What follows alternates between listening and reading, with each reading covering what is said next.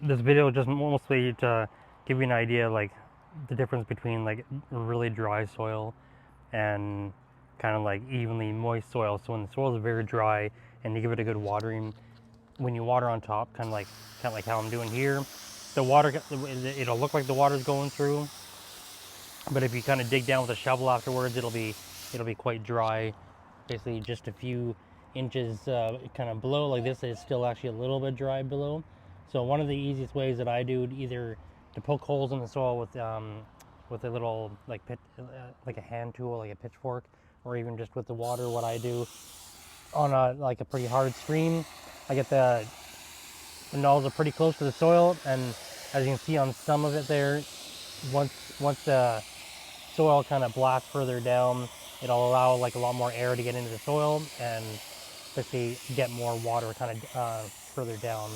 If I can do another one here and kind of show you example, you can see sometimes the soil will kind of rise from, rise up from the bottom. It'll just be a big kind of like dry cloud that comes up, and then that'll kind of give you an idea when you're watering if you're getting enough water down further down, or if you're just kind of getting the water kind of on the surface and just running down the side of the pot. You can see like a lot of this here, some of that's really dry soil.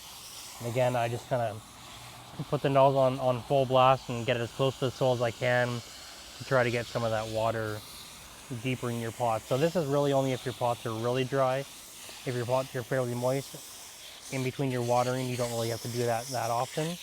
It's really only if you see, like for this here, if you can see like the separation between like the soil and the pot. When you water, the water just gonna run down the side.